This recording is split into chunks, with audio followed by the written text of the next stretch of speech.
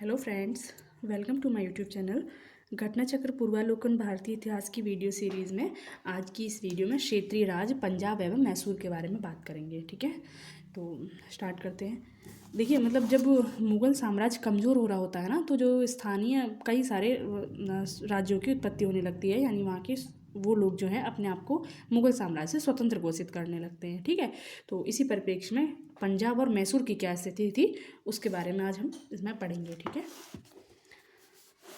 रणजीत सिंह का जन्म 13 नवंबर 1780 को सुकरचकिया मिसल के मुखिया महासिंह के घर हुआ था। तो रणजीत सिंह यानी पंजाब में जो शासन रहा है, तो उसमें एक महत्वपूर्ण राजा रहे हैं रणजीत सिंह। तो उसी के बारे में यहाँ बताया जा रहा है। तो पंजाब में क्या होता था, मिसलें होती थी। मिसलें मतलब मिसल का मतलब समझ लो समूह है ना, जैसे कि हम वैदिक काल में देखते थे कबीले। इस टाइप से कबीले तो नहीं बोलेंगे, वो वैसे लोग हो गए जो पशुपालक वगैरह थे, लेकिन हाँ मतलब समूह टाइप समझ सकते हैं। तो जो पूरा पंजाब का शासन था वो 12 मिसलों में बटा हुआ था। तो रणजीत सिंह का जन्म 13 नवंबर 1780 को सुकरचकिया मिसल के मुखिया मह सिंह के घर हुआ था। पर इतना याद रहे कि किस मिसल में किस मिसल से संबंधित है ये रणजीत सिंह, तो सुकरचकिया मिसल से। ठीक है, महाराजा रणजीत सिंह और अंग्रेजों के बीच 25 अप्रैल 1809 को अमृतसर की संधि हुई। ये संधि याद रखनी है कि अमृतसर की संधि किस किस के बीच हुई और कब हुई।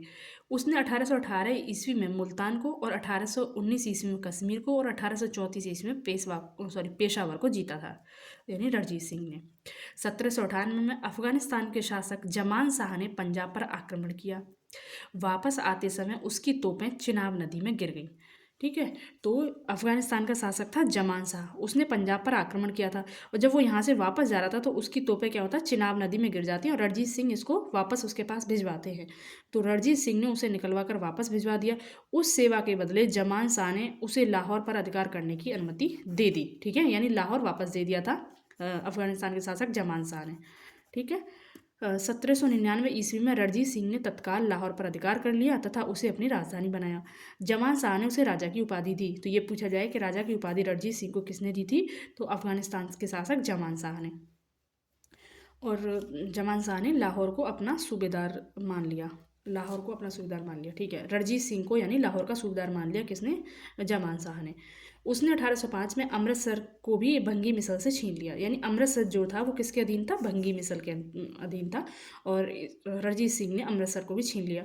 तत्पश्चात देखो, अमृतसर और लाहौर दोनों राजधानी थी। लाहौर राजनीतिक राजधानी बनाया उसने, अपनी प्रशासनिक राजधानी जो होती है, और अमृतसर को धार्मिक राजधानी बनाया था रणजीत सिंह ने, ये याद रखना है। तो तत्पश्चात पंजाब की राजनीतिक राजधानी, हाँ इसमें लिखा है, तत्पश्चात पंजाब की राजनीतिक राजधानी लाहौर और धार्मिक राजधानी अमृतसर दोनों ही उसके अधीन आ गई। रणजीत सिंह एक योग्य शासक था। उसने कहा था कि ईश्वर की इच्छा थी कि मैं सब धर्मों को एक निगाह से देखूं, इसलिए उसने दूसरी आंख की रोशनी ले ली। यानी ऐसा कहा जाता है कि रणजीत सिंह की एक ही आंख थी, है ना, एक आंख से वो नहीं देख सकते थे। अफगान अमीर शाह सुजा ने रणजीत सिंह को कोहिनूर हीरा प्रदान किया था। तो हमारे यहाँ पर जो कोहिनूर हीरा देखा जाए तो कहाँ से शुरुआत हो रही है, अफगान अफगान अमीर था शाह सुजा, उसने रणजीत सिंह को कोहिनूर हीरा दिया। 1839 में रणजीत सिंह की मृत्यु के बाद उसका पुत्र खड़क सिंह सिंहासन पर बैठता है। इसे अफीम खाने की आदत थी। यानी रणजीत सिंह के बाद में ना कोई भी इतना योग्य शासक नहीं हो पाता है जो कि पंजाब का जो शासन है उसको एकजुट रख सके। तो उसका जो पुत्र है खड़क सिंह, इसे अफीम खाने की आदत थी। इसके शासनकाल के दौरान शीघ्र ही दरबार में दो विरोधी दल, एक तो संधावालिया सरदार चैत सिंह और अतर सिंह लहना सिंह तथा उनके भतीजे अजीत सिंह और डोगरा बंधुओं यानी ध्यान सिंह, गुलाब सिंह और सुचेत सिंह की प्रचंडता के कारण पंजाब में अराजकता फैल गई। इन सबके नाम याद करने की जरूरत नहीं है, बस इतना याद रहे कि रणजीत सिंह का पुत्र कौन था, खड़क सिंह, जो कि एक अयोग्य शासक निकला। अब होता है कि चिलियावाला का युद्ध 13 जनवरी 1849 को लड़ा गया।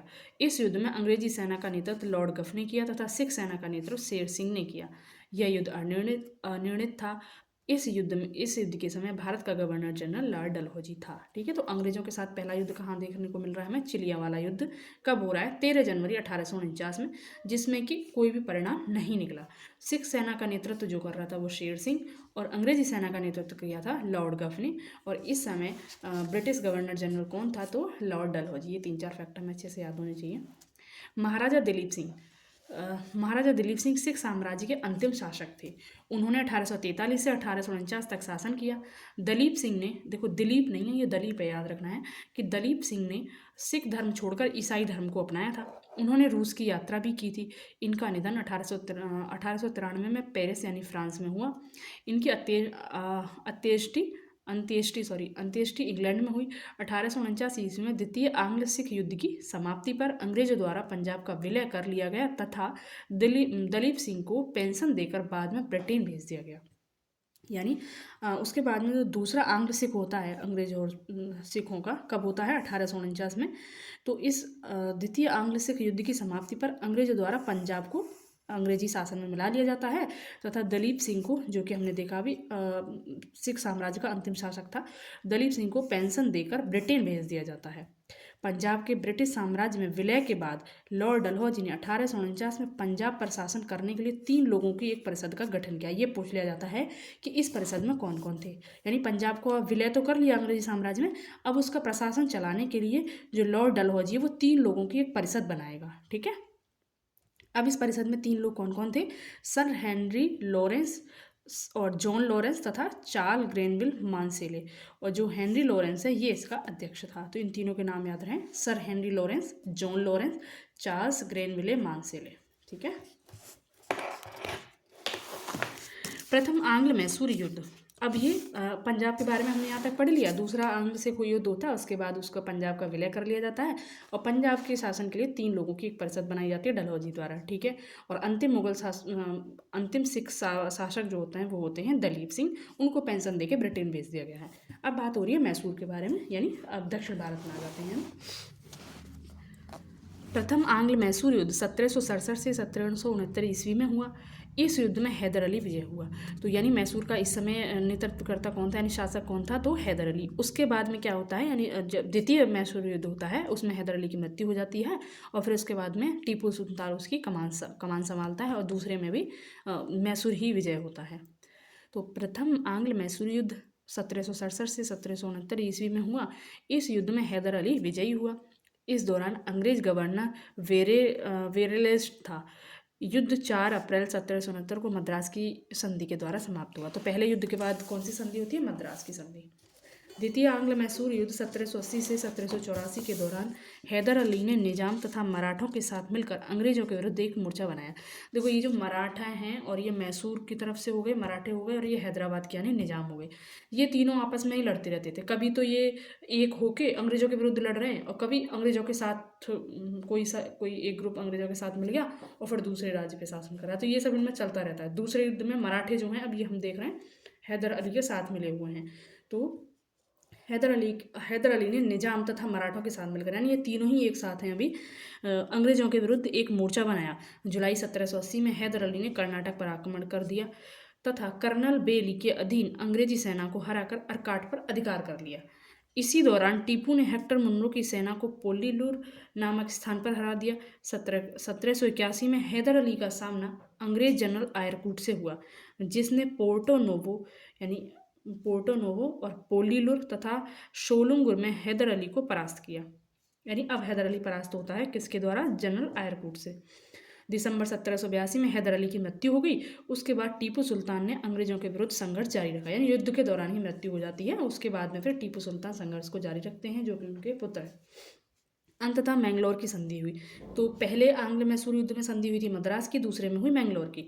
1700 मतलब इसमें भी कोई हारा जीता नहीं था। तो 1784 ईस्वी से द्वितीय आंग्ल मैसूर युद्ध का समापन हुआ।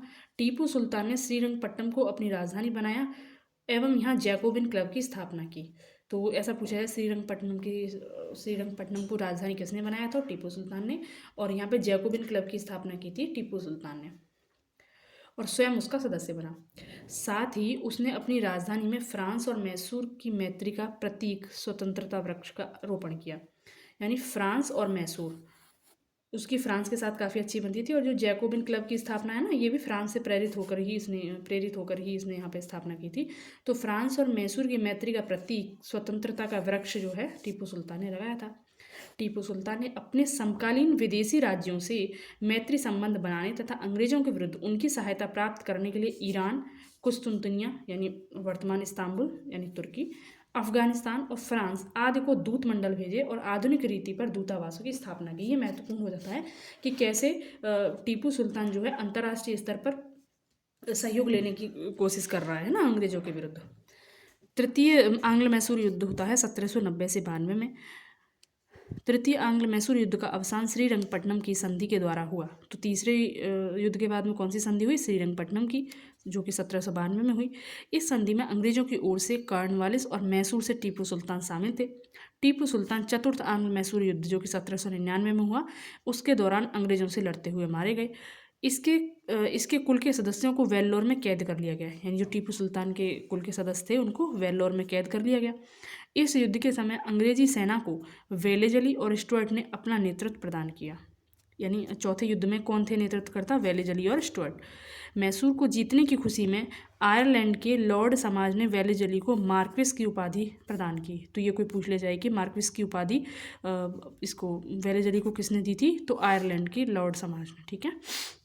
युद्ध के बाद अंग्रेजों ने मैसूर की गद्दी पर पुनः अडयार वंश के एक बालक कृष्णराज को बिठा दिया। यानी जब ये मैसूर पे जो ये हैदर अली का शासन आता है, उससे पहले यहाँ पे अडयार वंश का शासन था। तो इन्होंने क्या किया, अंग्रेजों ने, भाई टीपू सुल्तान तो मारा ही गया था और इनके जो कुल के सदस्य थे उनको वेल्लोर में कैद कर दिया गया था, और इस पर मैसूर की गद्दी पर फिर से अडयार वंश का एक बालक था कृष्णराज, उसको बिठा दिया। यानी जनता को खुश करने के लिए, जनता को लगे कि हाँ हमारा पहला वाला राजा आ गया, लेकिन वास्तविकता तो ये थी कि सारा कुछ अंग्रेजों के ही कंट्रोल में था। ठीक है। तो अडयार वंश के एक बालक कृष्णराज को बिठा दिया तथा कनारा, कोयम्बटूर और श्रीरंगपट्टनम को अपने राज्य में मिला लिया। अब आता है बेगम समरू, यानी 1750 से 1836 ईस्वी में। तो बेगम समरू ने एक अति प्रसिद्ध चर्च का निर्माण मेरठ के निकट सरधना में करवाया था। तो ये यूपीपीसीएस के लिए इम्पोर्टेंट हो जाता है। तो किसने करवाया था? बेगम समरू ने एक चर्च का निर्माण करवाया था मेरठ के निकट सरधना में। बेगम समरू के पति एक यूरोपीय वाल्टर रेनहार्ट सांब्रे थे, जिन्होंने कई रियायतों को सैन्य सेवाएं प्रदान की थी। रियासतों को। तो बेगम समरू एक महिला थी, उनके पति थे वॉल्टर रेनहार्ट सांब्रे, जिन्होंने कई रियासतों को सैन्य सेवाएं प्रदान की थी। यानी सेना में रहे होंगे ये अधिकारी के तौर पे या फिर जो भी है कर्मचारी के तौर पे।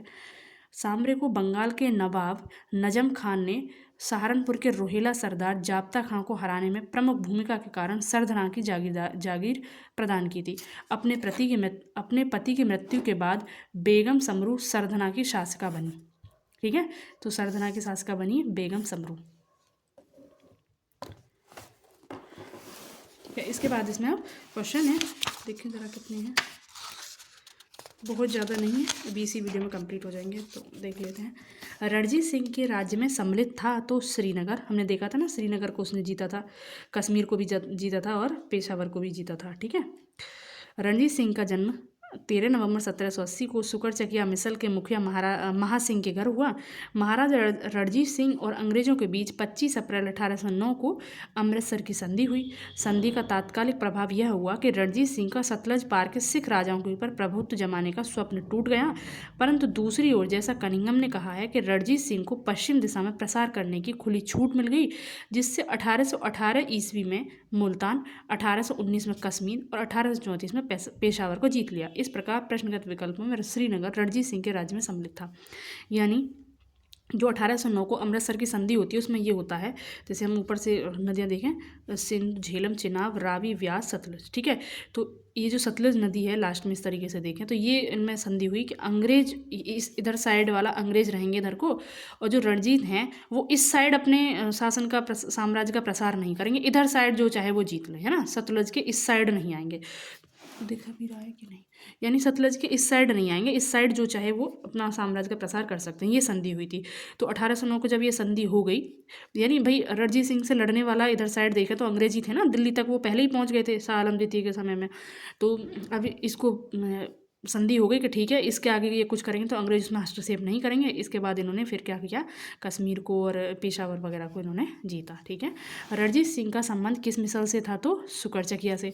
रणजीत सिंह किस मिसल से संबंधित है, सेम क्वेश्चन, सुकरचकिया। महाराजा रणजीत सिंह के राज्य की राजधानी थी लाहौर, और राज्य की राजधानी पूछा है इसमें तो लाहौर लिखेंगे, हालांकि अमृतसर भी थी लेकिन अमृतसर उनकी धार्मिक राजधानी थी। मुख्य तौर पर अगर देखा जाए तो लाहौर ही माना जाएगा। ठीक है,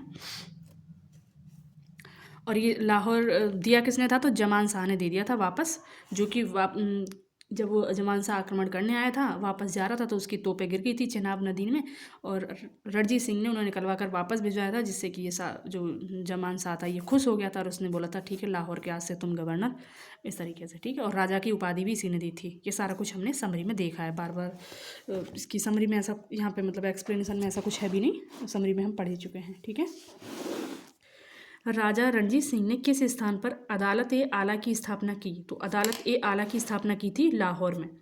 रणजीत सिंह की न्याय व्यवस्था कठोर थी। राज्य की सर्वोच्च अदालत का नाम अदालत ए आला था।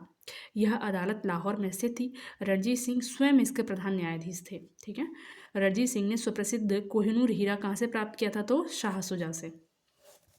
पंजाब अहमद शाह अब्दाली के साम्राज्य का भाग था, परंतु 1773 ईस्वी में उसकी मृत्यु के पश्चात मुल्तान, कश्मीर इत्यादि कुछ छोटे छोटे भागों को छोड़कर शेष पर सिख मिसलों का अधिकार हो गया।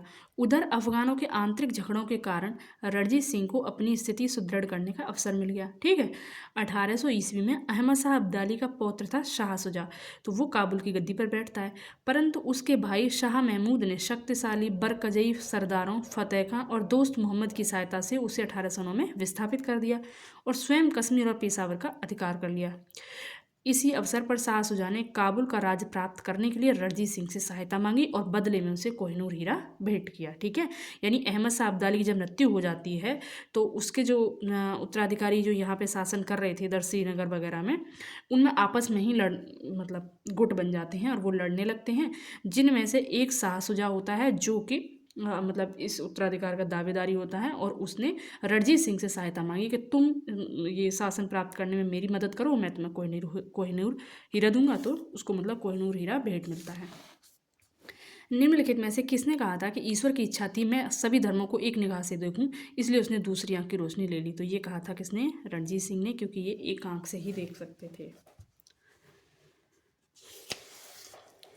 ये इनकी मतलब कब किस जगह पे इन्होंने कब विजय प्राप्त की उसकी एग्जैक्ट मतलब डेट है यहाँ पे, साल दे रखा है, तो ये याद होना चाहिए। लाहौर वाला तो और अमृतसर वाला ये दोनों इंपॉर्टेंट है, बाकी ये याद रहे ना रहे।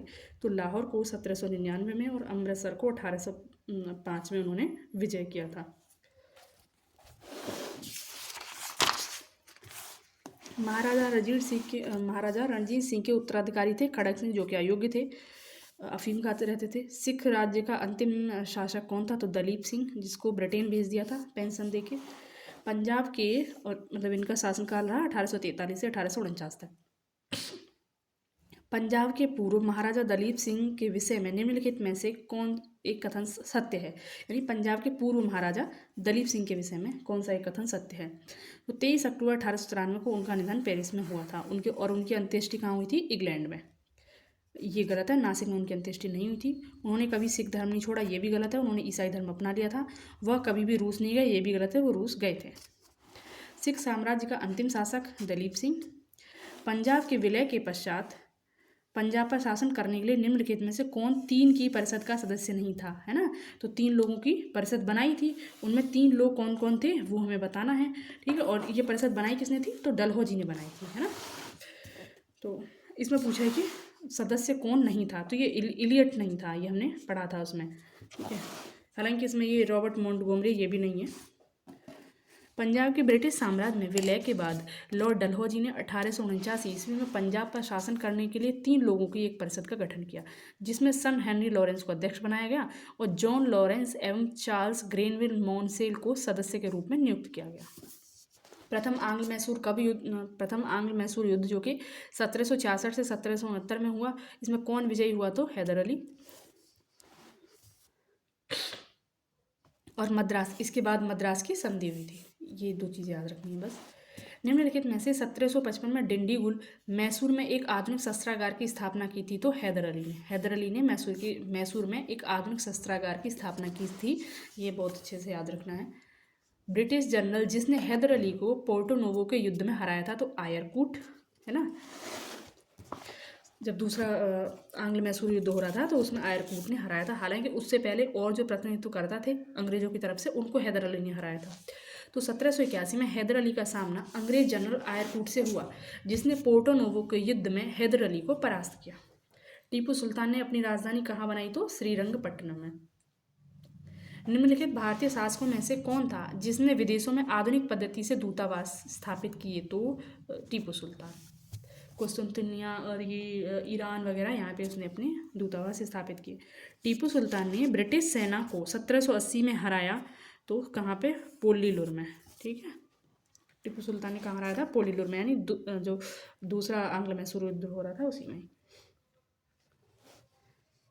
हैदर अली एवं टीपू सुल्तान ने मराठों तथा निजाम के साथ एक समझौता कर लिया, फ्रांसीसी सहायता का वचन ले लिया तथा कर्नाटक पर जुलाई 1780 में आक्रमण करके अर्काट पर अधिकार कर लिया। तत्पश्चात टीपू ने हेक्टर मुनरो की सेना को पोल्लीलुर नामक स्थान पर हरा दिया। अंग्रेजों ने श्रीरंगपट्टनम की संधि किसके साथ की थी तो टीपू सुल्तान के। और जब तीसरा आंग्ल मैसूर युद्ध होता है उसके बाद ही श्रीरंगपट्टनम की संधि हुई थी। तृतीय आंग्ल मैसूर युद्ध जो कि 1790 से 1792 में हुआ, तो उसके अवसान पर श्रीरंगपट्टनम की संधि हुई, यानी जब ये इस युद्ध की समाप्ति किसके साथ हुई, श्रीरंगपट्टनम संधि के साथ। इस संधि में अंग्रेजों की ओर से कॉर्नवालिस तथा मैसूर से टीपू सुल्तान शामिल थे। इसके अनुसार टीपू को अपने राज्य का लगभग आधा भाग अंग्रेजों को तथा उनके साथियों को देना पड़ा। साथ ही युद्ध के हार जाने के रूप में टीपू को 3 करोड़ रुपए अंग्रेजों को देने थे। श्रीरंगपट्टनम की संधि में यह शामिल था कि जब तक टीपू 3 करोड़ रुपए नहीं देगा तब तक वो उसके 2 पुत्र अंग्रेजों के कब्जे में रहेंगे। कॉर्नवालिस ने इसी संधि के तहत यह टिप्पणी की थी कि हमने अपने शत्रु को प्रभावशाली ढंग से पंगु बना दिया है तथा साथियों को शक्तिशाली नहीं बनने दिया। ये स्टेटमेंट सीधा सीधा पूछ ली जाती है कि ये कब कहा और किसने कहा, तो तीसरे आंग्ल मैसूर युद्ध पर कहा गया था। ये किसने कहा, कॉर्नवालिस ने। ठीक है, मतलब इस तरीके से कि हमने अपने साथियों को फायदा पहुंचाए बिना ही अपने शत्रु को पंगु बना दिया। कुल मिला के मतलब इससे इतनी सी लाइन याद रहे। टीपू सुल्तान अंग्रेजों के साथ युद्ध में कब मारे गए तो चौथे वाले में, जो कि हुआ था 1799 में। अब इसमें सुमेल करने के लिए दे रखा है, कौन एक सुमेलित है। अच्छा ठीक है, तो प्रथम आंग्ल मैसूर युद्ध, इसमें हैदर अली पराजित हुआ नहीं, गलत है, हैदर अली जीता था और मद्रास की संधि हुई थी। द्वितीय आंग्ल मैसूर युद्ध, हैदर अली ने अंग्रेजों को पराजित किया तो नहीं, हैदर अली हार गया था आयरकूट से। शुरुआत में हालांकि उसने पराजित किया भी था, लेकिन आयरकूट से वो बाद में हारता है। और कहाँ पे, पोर्टो नोवो के युद्ध में। तृतीय आंग्ल मैसूर युद्ध, टीपू सुल्तान युद्ध जीता और अपना भूभाग अंग्रेजों को नहीं दिया। ये गलत है, जस्ट अभी हमने थोड़ी देर पहले देखा, श्रीरंगपट्टनम की संधि हुई और आधा भूभाग दे दिया था और 3 करोड़ रुपए देने की बात हुई थी। चतुर्थ आंग्ल मैसूर युद्ध, टीपू पराजित हुआ और युद्ध के मध्य ही दिवंगत हुआ। ठीक है, ये वाला स्टेटमेंट बस सही है। सेम यही चीज़ यहाँ पे भी लिखी है। प्रथम आंग्ल मैसूर युद्ध जो हुआ 1767 से 1769 ईस्वी में, इस दौरान अंग्रेज गवर्नर वेरेलेस था और 1769 को मद्रास की संधि के द्वारा ये युद्ध समाप्त हुआ। द्वितीय आंग्ल मैसूर युद्ध 1780 से 84 ईस्वी में हुआ। इस दौरान अंग्रेज गवर्नर जनरल वॉरेन हेस्टिंग था। यह युद्ध 1784 ईस्वी की मैंगलोर की संधि द्वारा समाप्त हुआ। तो मद्रास की संधि, मैंगलोर की संधि और श्रीरंगपट्टनम की संधि, है ना। तृतीय आंग्ल मैसूर युद्ध 1790 से 92 तक चला। इस दौरान अंग्रेज गवर्नर जनरल लॉर्ड कॉर्नवालिस था। अंग्रेजों के विरुद्ध सहायता के लिए टीपू सुल्तान ने तुर्की से सहायता प्राप्त करने का प्रयास किया। 1784 से 85 ईस्वी में उसने एक दूत कुस्तुनतनिया भेजा। 1787 ईस्वी में टीपू ने एक दूत मंडल फ्रांस भी भेजा। यह युद्ध 1792 ईस्वी की श्रीरंगपट्टनम संधि के द्वारा समाप्त हुआ। चतुर्थ आंग्ल मैसूर युद्ध 1799 में हुआ। इस दौरान अंग्रेज गवर्नर जनरल लॉर्ड वेलेजली था। 4 मई 1799 को अंग्रेजी सेना ने श्रीरंगपट्टनम का दुर्ग जीत लिया और टीपू को लड़ते लड़ते वीरगति प्राप्त हुई। टीपू के कुल के सदस्यों को वेल्लोर में कैद कर दिया था। अब यहाँ पे संधियाँ दे रखी हैं और उसमें पूछ रखा है कि मिलान, इलाहाबाद की संधि 1765 में यानी बक्सर के युद्ध के बाद हुई थी, बहुत अच्छे से पता है हमको, है ना। और फिर ये मैंगलोर की संधि दूसरा जो आंग्ल मैसूर युद्ध होता है उसके बाद जो हुआ था 1780 से 1784 तक। तो मैंगलोर की संधि कब होगी, 1784 में, है ना। 1784 में। और ये सालाबाई की संधि प्रथम आंग्ल मराठा युद्ध जो होता है उसमें होती है, प्रथम होता है या शायद दूसरा होता है, हाँ प्रथम ही होता है, 1775 से 1782 तक। तो ये हो गई यहाँ पे 1782 में। अब मद्रास की संधि सबसे पहले वाले युद्ध में जब अंग्रेजों का और मैसूर का युद्ध होता है, तो यहाँ पे ठीक है। बेगम समरू एक अति प्रसिद्ध चर्च का निर्माण, बेगम समरू ने एक अति प्रसिद्ध चर्च का निर्माण कराया, तो कहाँ पे? सरदना में, जो कि मेरठ के पास पड़ता है। कब इसका मतलब टाइम पीरियड क्या है बेगम समरू का? तो 1750 से 1836। निम्न कथनों में से कौन सा एक सही नहीं है? अली मर्दान खान ने बंगाल में राजस्व कृषि पद्धति प्रारंभ की, तो अली मर्दान खान ने बंगाल में राजस्व कृषि पद्धति प्राप्त नहीं की थी, बाकी सब सही हैं। इन तीनों को देख लेते हैं। महाराजा रणजीत सिंह ने लाहौर में तोपों के निर्माण के लिए एक आधुनिक ढलाई खाने स्थापित किए, तो ये सही है। आधुनिक शस्त्रागार से, यानी यहाँ आधुनिक तोपों से कुछ आधुनिक शस्त्रागार के बारे में याद आ रहा होगा, हैदर अली डिंडीगुल में, है ना, आधुनिक शस्त्रागार की स्थापना। आमेर के सवाई जयसिंह ने यूक्लिड के रेखा गणितों के तत्वों का संस्कृत में अनुवाद किया, ये बिल्कुल सही है। मैसूर में टीपू सुल्तान ने श्रृंगेरी मंदिर में देवी शारदा की मूर्ति के लिए निर्माण में धन दिया था। ये दोनों ही स्टेटमेंट ना काफ़ी बार पूछे जाते हैं, हालांकि ये ऑप्शन में दिए हैं और ये सीधा सीधा क्वेश्चन बन के भी आ जाते हैं, तो ये हमें ध्यान रखने हैं, ठीक है।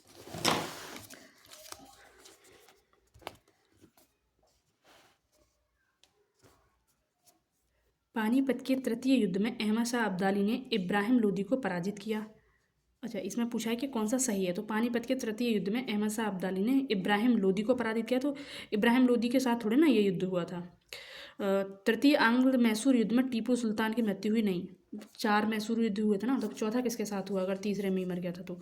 प्लासी के युद्ध में सिराजुद्दौला की पराजय के लिए मीर जाफर ने अंग्रेजों से मिलकर षड्यंत्र रचा था, ये बिल्कुल बात सही है। अब इसकी एक बार यहाँ पे एक्सप्लेनेशन देख लेते हैं। तो 14 जनवरी 1761 को पानीपत की तीसरी लड़ाई में अहमद शाह अब्दाली ने सदाशिवराव भाऊ के नेतृत्व में मराठा सेना को बुरी तरह परास्त किया था, है ना। तो यहाँ पे इब्राहिम लोदी को इसमें कनेक्ट कर दिया, जो कि प्रथम उसमें था, पानीपत के पहले युद्ध में था, है ना। JN सरकार के अनुसार महाराष्ट्र में संभवतः ही कोई परिवार ऐसा नहीं होगा जिसने कोई न कोई संबंधी न खोया हो, तथा कुछ परिवारों का तो सर्वनाश हो गया था। यानी जो तीसरा पानीपत का युद्ध हुआ था, इसके बारे में बात हो रही है। 1790 से 92 ईस्वी में हुए तीसरे आंग्ल मैसूर युद्ध में टीपू सुल्तान केवल पराजित हुआ था, उसकी मृत्यु नहीं हुई थी। श्रीरंगपट्टनम की संधि से युद्ध विराम हुआ था, यानी तीसरा वाला जो हुआ था अंग्रेज मैसूर युद्ध। टीपू की मृत्यु 1799 में चतुर्थ आंग्ल मैसूर युद्ध में हुई। प्लासी का युद्ध जो कि 1757 में हुआ था। तो प्लासी के युद्ध में मीर जाफर ने अंग्रेजों से मिलकर सिराजुद्दौला के विरुद्ध षड्यंत्र रचा था। अन्य षड्यंत्रकारों में साहूकार जगत सेठ, राय दुर्लभ, अमीन चंद प्रमुख थे, अतः केवल तीसरा कथन ही सही है, ठीक है। इसके बाद है गवर्नर जनरल और वायसराय। मिलते हैं नेक्स्ट वीडियो में। Thank you.